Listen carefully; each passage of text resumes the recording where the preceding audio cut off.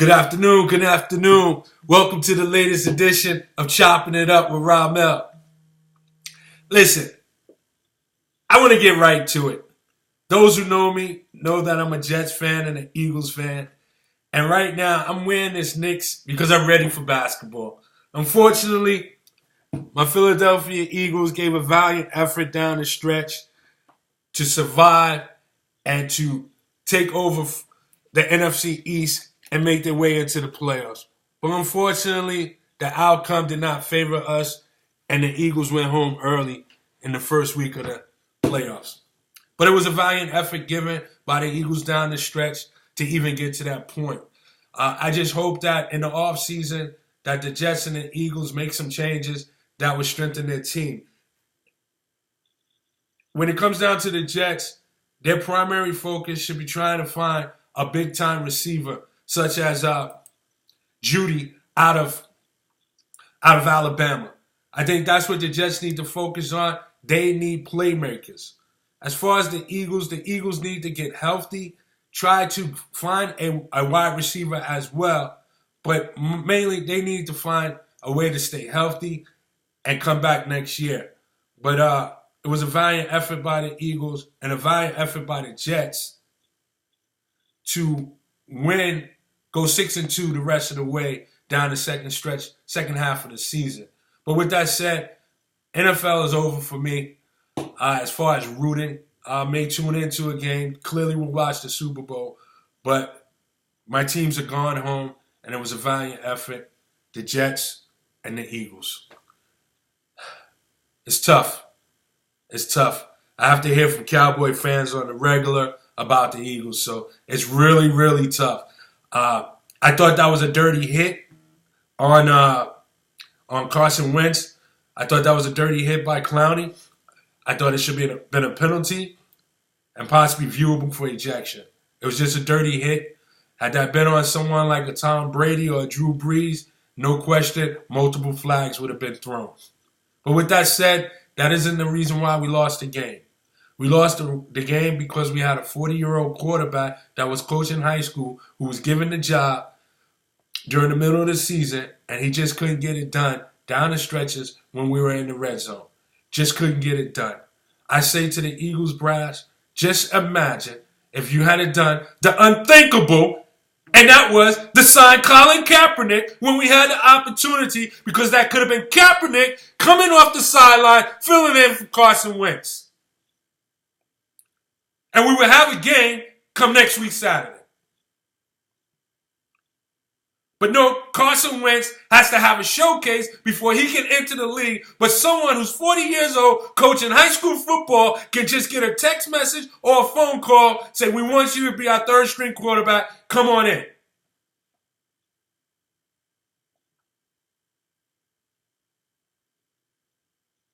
That should have been Kaepernick, ladies and gentlemen. That should have been Kaepernick. And the Eagles will be playing next week.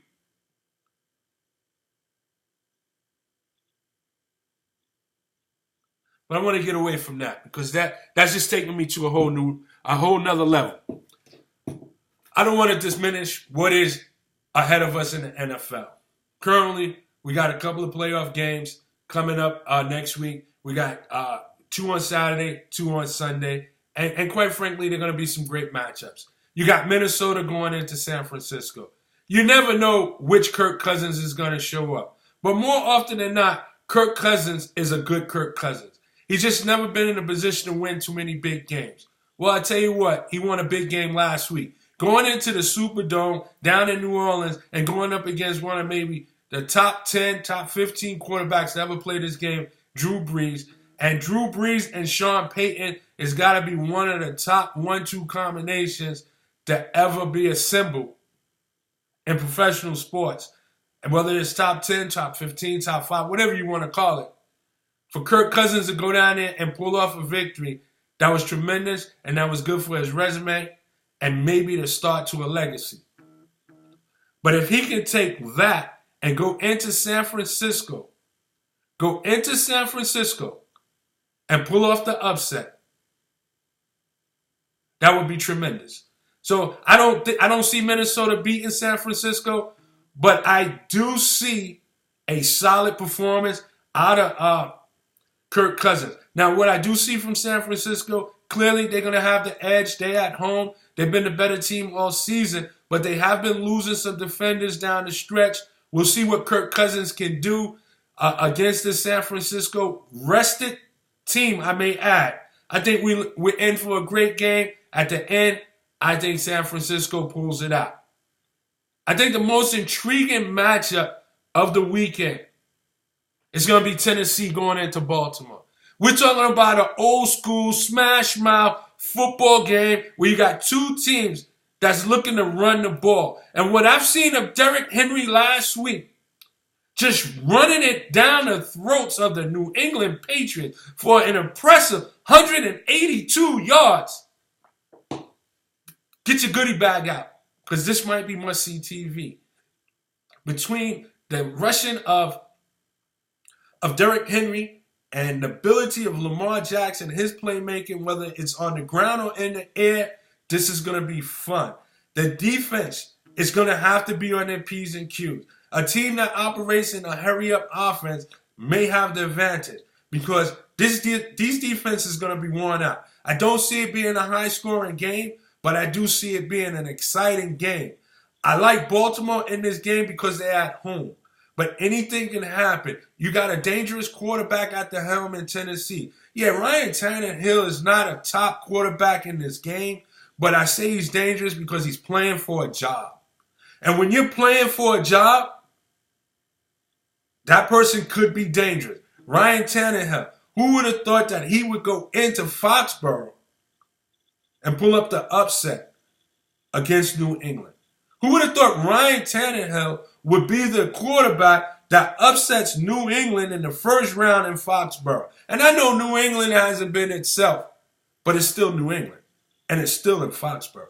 And it's playoff time. You're talking about the best coach-player combination in history outside of Red Auerbach and Bill Russell? Yeah, it's got to be. It's got to be Bill Belichick and Tom Brady. 20 years together, 9 trips to the Super Bowl, 6-3. That's impressive. That's impressive. To see Tennessee go in there and play some smash mouth football, that was just as impressive, if not even more impressive. Kudos to Tennessee, but they take it on the road to Baltimore. Lamar Jackson's been rested for 2 weeks. This should be fun. Now, I'm not a fan of resting players in Game 16 when you already have a week off. I think that's too much rest. I'm a firm believer that momentum can outweigh talent at times. And if you don't have momentum, sometimes it makes the talent work harder. And Tennessee has momentum. An upset in the makings would not surprise me. I wouldn't put money on it, but it would not surprise me because of the layoff. Oh, we got a caller. Chopping it up with Ramel. Who's on the line? Hey, man, this is Sean, man, a.k.a. Cowboy for Life. What's up, T? Happy New Year, man. Happy New Year to you. We got a Cowboy fan on the line. Welcome to the show, Sean. Ain't going nowhere. I'm going to stay with me. You're going to stay together. We're going to be down like 4 flat cars for a long time, brother. So get used to it. Okay, welcome to the show. I didn't mention the Cowboys at this time yet, but now that I have you on the phone, I mean, you're one of the top Cowboy fans that I do know of. And I tell you what, I'm going to start it off because I know you want to talk about the Mike McCarthy hire. But as a Philadelphia Eagles fan, when I heard Marvin Lewis was being interviewed, I was already packing his bags and heading to Dallas. But I really was. But seeing the Mike McCarthy, it kind of frightens me a little bit. I'm not going to lie to you. I think that Mike McCarthy adds 2+ wins to that organization. And if he can get Jerry Jones to stay off the field and out the huddle, that can be additional 2+ wins. I think Dallas Cowboys made the right move. Your thoughts on that? We definitely made the right move to you. If you would have dropped off Marvin Lewis, when you dropped him off, I'd have picked him right back up. Okay, so that'd be like a drop off and a pickup. And also when it comes down to the clapper, I don't know if he spit Jason Gann. I don't know if he spit a clap more. I don't know which one he did more, but he showed him win a lot of games. But look, man, all seriousness, Mike McCarthy, man, is a proven track winner when it comes down to winning. I mean, winning big games, on the big stage. I mean, listen, at Green Bay, when you go to playoffs 9 out of 13 years, plus on top of that, you topped off with a Super Bowl. That's the kind of guy you need in your organization to run your team. I think Jerry Jones going to sit back in the driver's seat now, like the fire truck. I think he's going to be in the passenger seat and let Mike McCarthy drive the ship because I think he definitely knows what he's doing now. Listen, you're talking about a disciplinary guy that knows how to win. He knows the extra knows the game. He took that year off. So now he's refreshed, man. He's refreshed. He's inherited a team that has talent. Everybody around the United States that know anything about football knows we got a super talented team. But like somebody like DeMarcus Lawrence, the superstar lineman that we have, defensive lineman, he said, man, we talent. Now, this is his quote, Keith. We talent without leadership. So that arrow was pointed right at the clapper, and it stuck him right in his heart. So now we got him out of the fold, man. Now he's looking for big and better things now starting next season. No disrespect to the season still in it. Yeah, I'm not a Cowboy fan. I despise the Cowboy fan. My Mondays are great during the NFL season when the Cowboys lose on Sundays. But, as an NFL fan, I have to be straightforward and truthful about it. I think that they got the best man available. If you're a Cowboy fan, I know the Urban Meyers and the Lincoln Riley, those names sound sexy, but you have a win-now team. And I don't think you need to take a year to see if a college coach can adjust to the NFL. I think you needed an NFL guy, and you got the right guy that was available. I mean, there was even talks about Tony Dungy, but you got the right guy that was available at the time. I think Mike McCarthy makes a difference, and that puts pressure on my Eagles to come back next year, not only healthy, but also retool. We do have to address a couple of skill positions, and some of those errors or some of those plays you should have made or should have called, they're going to get made and called come next year. So I already see Dallas with 2+ wins, and like I said, if we can keep Jerry Jones out of the huddle and off the field and stay in the booth and do what management does and let him do what's supposed to be done on the field, that might be an extra 2+ wins. So I see you guys easily 11-5, 12-4 next year, bar no major injuries. Well, I appreciate that, Pete, man, and also I appreciate the fact of spending more time with you on the lake with Dustin, man, fishing, because I like fishing with people that I got love for. And since I'm fishing, I'd rather have you with me because you're an Eagles fan. Now we fishing together. So we'll be back strong next year. And Mike McCarthy is one of the top 5 coaches, I think, in the NFL. I think a lot of people would agree with that. But like I said, hey, I'm excited. I'm excited, man, because he's got a proven winner. He's going to demand respect soon as he walks into the locker room. And it's going to add up results. I agree with that assessment. But because of that fishing comment, I got to go, Sean. Much love to y'all. Much love to you, brother. Peace and blessings. Peace. No doubt, man. And yeah, that was Sean Hood, and he left with a little joke afterwards. But at the end of the day, for all the Cowboy fans out there, and I know I irked some of you and bugged some of you, this is just a great hire for you guys. It's just a great hire for you guys. I mean, Washington, another great hire with Ron Rivera. Maybe the Cowboys could have looked at him. Ron Rivera and the Washington Redskins give them credibility immediately. All right, so that's another great hire. But then we get to the Giants. And the Giants, they do the unthinkable last year at the draft. You had Haskins on the board out of Ohio State. They decided to go with Duke, Danny Dimes, Daniel Jones. And now they pull off another shocker. And to their credit, Danny Dimes don't look back. Don't get me wrong. He doesn't have the makings of a Hall of Fame quarterback, at least not yet. But he didn't look too bad. But now they pull off the unthinkable as they go to the Belichick tree. And I don't even think they got a branch. They might have picked up a leaf. Or maybe they didn't even go to the tree. Maybe they went to the Belichick bushes that surrounds the tree. Because they picked up Joe Judge. Does anybody know who Joe Judge is? Until today, did anybody even know that he was part of the New England coaching staff? I know I didn't. Well, let me introduce you to him. He was the wide receiver / special teams coach. And this is who the Giants select to run their organization or run their team in the city of New York. You got to be kidding me. You got to be kidding me. The New York Giants have chosen Joe Judge. If you're going to go to the Belichick tree, why not aim for Josh McDaniels, who has an interview scheduled with Cleveland sometime soon? Why not go there? I'm not a fan of his, but why not go there? Listen, we're all in the same division: Eagles, Redskins, Giants, Cowboys. Over the years, it's been one of the toughest divisions. Last year has been one of the most pitiful divisions. There's not a division in the league that has more Super Bowl championships than that division. Perhaps it's the only division that every team in the division has a Super Bowl, courtesy of the Philadelphia Eagles 2 years ago. So the Giants going out there on a limb, getting Joe Judge, is unbelievable. Unbelievable. Unbelievable.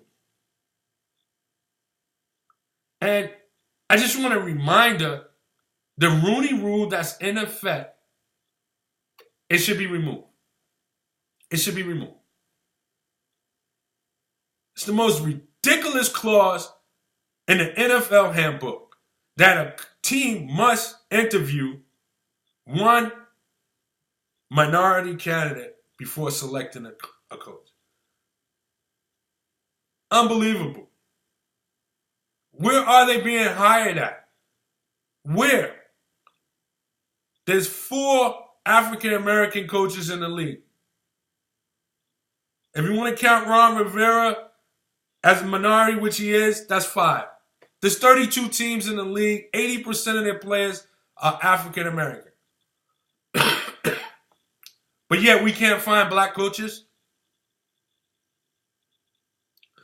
Raheem Morris had a shot with Tampa Bay, didn't last long. I thought he was ousted for the wrong reasons. He can't get back into the league as a head coach. Lovie Smith, who once upon a time led the Bears, I thought he was an excellent coach. Yeah, okay. He didn't win. Not many coaches do. He's forced to coach at the University of Illinois. Let me get that. University of Illinois. Not even an SEC team. Not even an ACC team for that. Not even a Pac-12. At least Herm Edwards is over in the Pac-12 with Arizona State. This guy, unbelievable. Unbelievable. Unbelievable.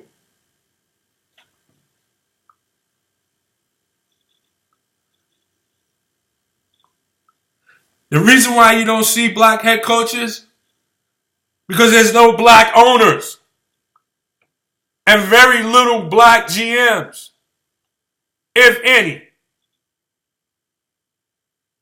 Outside of maybe Ozzie Newsome in Baltimore, who actually has done a tremendous job with the Baltimore Ravens over the last 20 plus years, I don't even think there's any.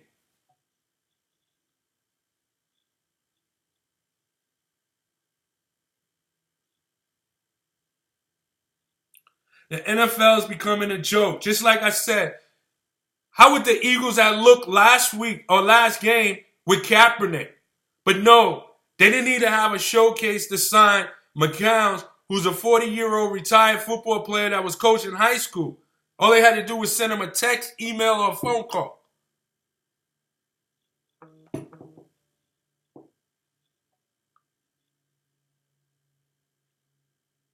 Unbelievable.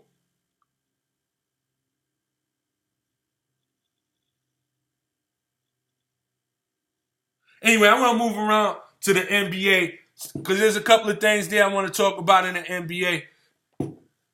I want to start off with this question because the Brooklyn Nets are losers of 6 in a row, 3-7 in their last 10.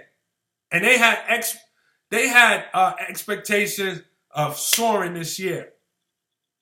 Did the New York Knicks dodge a bullet by not signing Kyrie Irving and Kevin Durant this year? That's the question that I have. Did they dodge a bullet? Because when it comes to Kyrie Irving, a special talent. Don't get me wrong, a special talent. I would love to have him. Anybody would want him. But is some of his problems not just physical? Could it possibly be mental too? I believe in my heart of hearts that if Kevin Durant does not get hurt, I believe in my heart of hearts that Kevin Durant and Kyrie Irving would be in New York. But I believe Kyrie Irving did not want to face the pressures of New York, of dealing with the media game after game, whether he's on the court or off the court, whether he plays or not. I don't think he wanted to deal with that, and that's why he went to Brooklyn. And right now, he's not facing the media scrutiny in Brooklyn had he chose to be with the Knicks. I personally believe, as much as I would have put my hands up 10, 20, 30 times to grab Kyrie and Kevin Durant last summer, I believe the New York Knicks dodged the bullet by not signing those two. Because A, you don't know what you're going to get with Kyrie, and then B, we don't know what kind of condition Kevin Durant's going to be in when he returns. I don't think that's going to be the issue, but I think Kyrie's the issue. And I believe right now, Brooklyn, if they could, they would try to trade Kyrie right now. But they know his attachment to Kevin Durant, they can't. They have to let them play at least 1 year. But I'm going on record that Knicks dodged the bullet by not signing Kyrie Irving and Kevin Durant. Doesn't mean they're going to be better in the future. No. It doesn't mean that the Knicks will be better. Doesn't mean that the Nets will be worse. Doesn't mean the Nets is going to be better. And this is no knock on the Nets organization. The Nets did what they needed to do to put themselves in a position to draw the attention of a Kyrie Irving and a Kevin Durant. They may have done some things that we needed to do that we didn't get done. But I'm going on record to say that the Knicks dodged the bullet. And the Brooklyn Nets are in 8th place. And who knows when Kyrie Irving is going to return. I think that he could be physically hurt. But I think also with Kyrie Irving, it's a little bit mental. And not that he's off or anything like that, but just is he built for the pressures of the big cities? Was he built for the pressure of Boston? Is he built for the pressure that comes along with playing in New York? That's what I mean mental. Not someone who's not stable. No. Does he have the capacity to deal with those pressures? I think he's struggling with it. I really do. I think he's struggling with that. And Brooklyn is finding out the hard way. You know, you talk about a team of consistency over the years. Their last losing season was in 1997. That's the San Antonio Spurs. And just as you have them counted out this year, They have a tremendous blowout win against the Milwaukee Bucks last night. And you look up, they're back in the playoffs at the 8th seed. I'm going to stop counting them out. Because you're talking about a culture. They have a winning culture. They have a coach that can push the right buttons. A week or two ago, 3 weeks ago, I had them as sellers at the deadline. They may turn around and become buyers in 2 or 3 weeks from now. As the trade deadline closes on February 8th, they may become buyers at the deadline. I'm no longer counting them out. Right now, they're in the 8th seed. I thought Melo signing with Portland would save Portland's season. Looked like that was happening for a while. And I thought they would get back into the playoffs. But it looks like San Antonio is still going to be right there.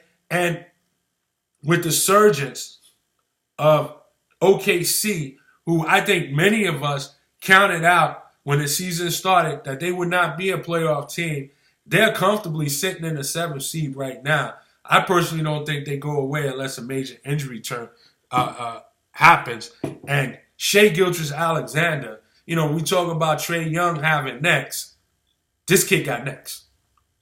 I mean, he was a stud last year for the Clippers when they made the 8th seed, and he's showing what he's capable here in OKC in his second year. There's no jinx to it. He's averaging 20 points a game. Just a tremendous story. And for those who are not paying attention, Chris Paul, CP3, should be an MVP candidate. Should be an MVP candidate. What he is doing is tremendous. He should be an MVP candidate. He's leading that young team. He's showing leadership. It may not always show up in the box score, but they do not have the season that they're enjoying if he is not on that roster. Kudos to Chris Paul. He could sulk. He could put his head down. He could complain he doesn't want to be here as he getting older and maybe his career winding down. He could ask to be traded, and I haven't heard a peep out of Chris Paul, and I haven't even heard a peep out of OKC talking about trading Chris Paul. But as a result of it, his leadership with the young players there is turning into a winning season. I heard someone say Billy Donovan should be coach of the year in this early part of the season. It's just a tremendous story in OKC, and I got to give them credit for just lacing them up, pulling up their shorts, and playing ball. And part of that, you got to give credit to Chris Paul. It might be one of his better years that he's had in a long time, just from everything that makes up a season, from leadership, scoring, passing, defending, and just believing. Tremendous story in OKC. I want to touch back on the New York Knicks. Every game there's a rumor about Marcus Morris being traded. And trading for a first-round pick. And logical sense will tell you that New York should trade him for a draft pick. I like Marcus Morris. He kind of reminds me of a little bit of a more talented and skilled Charles Oakley. He's come out on record and says he wants to be in New York and part of the youth movement. Me personally, I like to see him stick around. But if you can get a first-round pick for him, I think you make the move. If the reports is true, excuse me, if the reports are true that the Lakers are targeting Marcus Morris and they want him, if that brings back a future first-round pick in Kyle Kuzma, New York, you got to make the move. I think that Kyle Kuzma is a star in the making. I don't think you're going to see it with him playing with LeBron and AD. I don't think you're going to see it. And I'm surprised that he's even up for trade. He should not be. He is their only young piece that they have that could be part of a future. But there was reports that Anthony Davis It's claimed that he's playing selfishly. He's not playing within the team. I see some Laker games. I don't see them all, but I don't see that from Kuzma. I'm watching. I'm looking at a report that says that Kuzma switched agents, but he chose not to go with Rich Paul and LeBron, and that ticked LeBron off. So now all of a sudden, Lakers are looking to ship him out. I just don't know about that. I mean, shipping off Kuzma to bring back a one-year rental, I think that's a mistake in the makings for the Lakers. I really do. If I'm Anthony Davis and I have aspirations of prolonging my career in LA, I would have to see a future with some youngsters. Everybody there is on a 1 or 2 year minimum deal with no free agent class coming up this year. I mean, the only free agents available this year is Drummond, Ingram, and Davis. I don't see how the Lakers can continue to improve their team year after year without any youth movement on the team. The biggest free agency class is going to be 2021, and everyone's going to have money.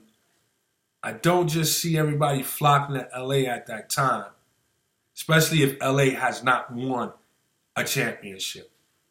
I think LA is flirting with danger and trading Kyle Kuzma, especially for a veteran who's on a one-year rental. But with that said, if they want Marcus Morris from the New York Knicks and they want to give us Kyle Kuzma and a draft pick, whether that's 2025, 2026, when the Lakers will probably be bad, I'll take it. And to close, I just want to ask a question. Will Brett Brown survive the season?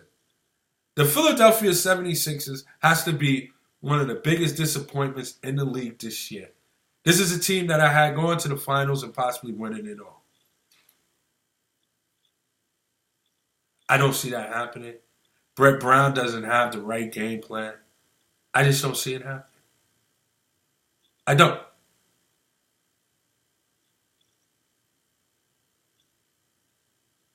I don't see that happening at all.